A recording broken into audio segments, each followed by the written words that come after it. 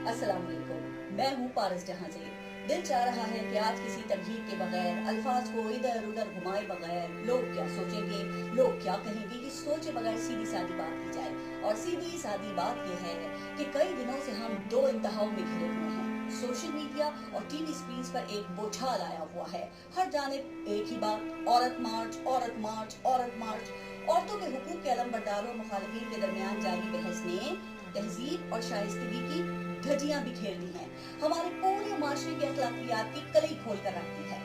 मैं औरतों के हुकूक की भरपूर हामी हूँ। दिल से चाहती हूँ कि हमारे मुल्क में, मुआशरे में ख़वातीन को वो तमाम जायज़ हुकूक मिले और दिए जाएं जो शरीयत, कुरान और आक़ाए दो जहां मोहम्मद सल्लल्लाहु अलैहि वसल्लम और इस्लाम सदियों पहले दे चुका है। लेकिन यहाँ पर तो बात हो रही है मेरा जिस्म मेरी मर्जी। ये चादर और चार दीवारी, गली सड़ी लाश को मुबारक, रोटी गरम या बिस्तर गरम जैसे वाहियात और बेहुदा नारों की।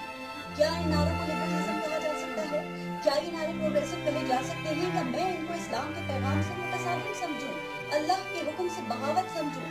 कुरान मजीद एक मुकम्मल ज़ाब्ता हयात है और हयात तैयबा सल्लल्लाहु अलैहि वसल्लम इसका मुंह सबूत।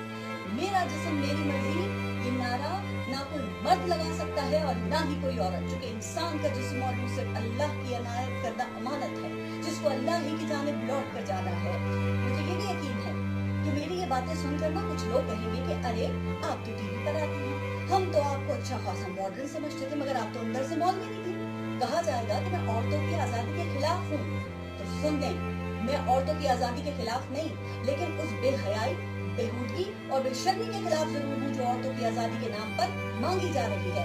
क्योंकि अगर मैं टीवी पर आती हूँ, अगर मर्दों में बैठ कर मैं प्रोग्राम करती हूँ, तो ये हौसला, ये ताकत, ये हिम्मत, वो भरोसा है जो मुझे मेरे बाप, भाई और मेरे शौहर के रूप में मौजूद मर्दों ने दिया है। और आज़ादी मुझे इस बात का पाबंद करती है